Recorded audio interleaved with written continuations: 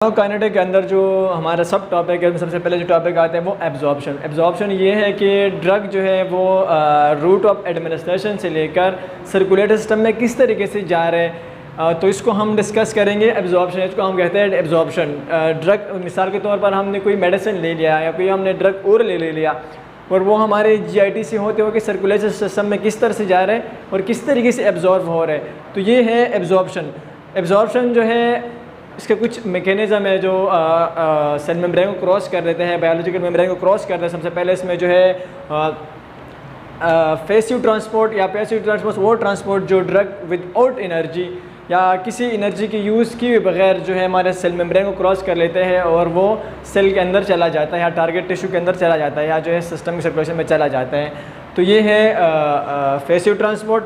इसके अलावा जो है वो कैरियर मीडिएटर। अच्छा जी, फार्माकोकाइनेटिक के अंदर जो हमारा जो 4 बेसिक टॉपिक है, इसमें सबसे पहला टॉपिक है एब्जॉर्प्शन। एब्जॉर्प्शन ये है कि हमारे ड्रग जो है वो जो हम मेडिसिन ले रहे हैं, जो हम ड्रग इंटेक कर रहे हैं, वो ड्रग जीआईटी से होते हुए कि सर्कुलेटरी सिस्टम में किस तरह से जा रहे हैं, ये हम डिस्कस कर रहे हैं एब्जॉर्प्शन के अंदर। या इसको हम कहते हैं एब्जॉर्प्शन, जो ड्रग किस तरीके से एब्जॉर्ब हुआ जीआईटी से होते हुए सर्कुलेटरी सिस्टम में, तो इसको कहते हैं हम एब्जॉर्प्शन। इसकी कुछ फैक्टर है या उसका कुछ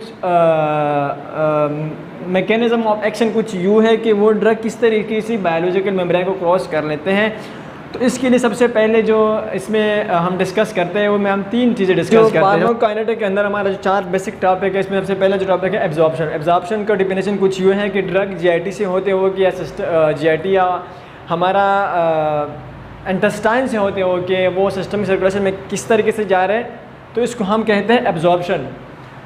एब्जॉर्प्शन किस तरीके से हो रहा है या कि एब्जॉर्प्शन जो मैकेनिज़्म है कुछ यूँ है कि वो किस तरीके से सेल मेम्ब्रेन को क्रॉस करते हैं। वो कुछ यूँ है कि एक तो है पैसिव ट्रांसपोर्ट। पैसिव ट्रांसपोर्ट ये है कि एनर्जी ड्रग जो है विदाउट एनर्जी वो सेल हमारा जो एपिथेलियम सेल मेम्ब्रेन है वो क्रॉस कर लेता है विदाउट एनर्जी। इसके अलावा जो है कैरियर मीडिएटर। कैरियर मीडिएटर ये है कि वो ड्रग के लिए कोई ना कोई मीडिएटर होना चाहिए ताकि वो जीआईटी से होते हुए सिस्टम की सर्कुलेशन में आराम से चला जाए, तो उसके लिए एक मीडिएटर होना चाहिए। तो उस मीडिएटर को हम क्या कहते हैं, कैरियर मीडिएटर कहेंगे। इसके अलावा जो है जो ड्रग है वो सिस्टमिक सर्कुलेशन में कुछ यूँ इस तरीके से जाता है कि वो सेल जो है वो उसको एनगल्प कर लेता है। मिसाल के तौर पर ये सेल है और ये हमारे ड्रग के पार्टिकल है, तो ये सेल क्या करेगा, तो ये सेल जो है इसको ऐसा अपना इसके मतलब इसके सराउंडेड एक होल बनाएगा, ठीक है, और फिर इस होल से होते कवर कर लेगा और उसको अंदर इजीली जो है वो इंटेक कर लेगा, एनगल्प कर लेगा। तो इसको हम कहते हैं एंडोसाइटोसिस, ठीक है। इस प्रोसेस को हम कहते हैं एंडोसाइटोसिस कहते हैं, ठीक है। अच्छा जी, जो फैक्टर है जो अफेक्ट कर देते हैं एब्जॉर्प्शन को, वो कुछ उसमें कुछ ये है कि सबसे पहला जो फैक्टर है वो disintegration and dissolution time. Disintegration and dissolution time ये है कि ड्रग कुछ छोटे छोटे पार्टिकल में डिवाइड होना या इसको छोटे छोटे पार्टिकल में ब्रेक होने में टाइम कितना लगता है या इसको डिज़ोल्व होने में कितना टाइम लगता है। जो हमारे वाटर सोल्युबल ड्रग के लाइक एस्प्रिन वो जो है वो इजीली जो है वो डिज़ोल्व हो जाते हैं और इजीली सिस्टम की सर्कुलेशन में चला जाता है। इसके अलावा जो है फार्मूला के ऊपर भी डिपेंड करता है। फार्मूला भी जो है वो अफेक्ट कर देते हैं एब्जॉर्प्शन के कि वो कौन सी फार्माक्यूटिकल फार्मूला है इस ड्रग की। इसके अलावा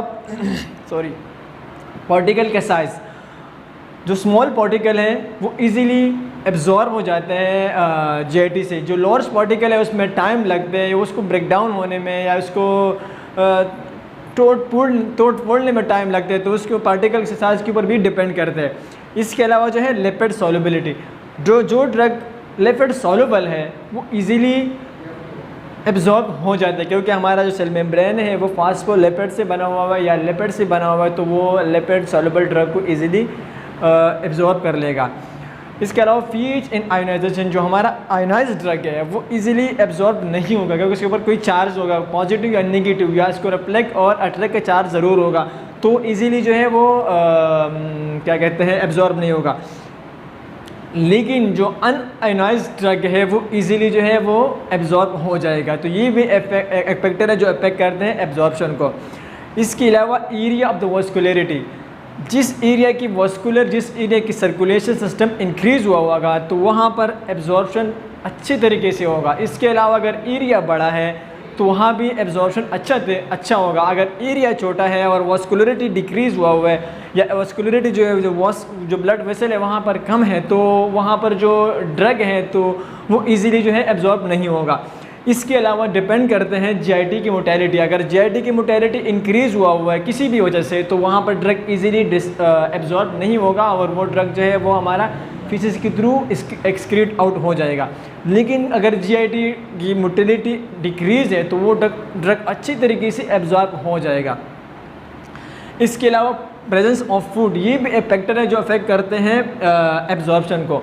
अगर हम कोई मेडिसिन खाना खाने से पहले लेते हैं तो वो अच्छी तरीके से एब्जॉर्ब होगा, और अगर हम कोई ड्रग जो है या कोई मेडिसिन हम फूड इंटेक करने से बाद में लेते हैं तो वो टाइम लेगा, क्योंकि पहले फूड ने ब्रेक डाउन होना है, फूड ने डाइजेस्ट होना है, फिर इसके बाद जो है वो मेडिसिन ने डाइजेस्ट होना है, तो उसमें टाइम लगेगा।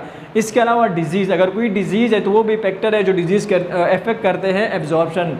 इसके अलावा हमारा जो सेकंड वन टॉपिक है वो है डिस्ट्रीब्यूशन। तो डिस्ट्रीब्यूशन हम अब डिस्कस करेंगे इसके बाद इंशाल्लाह।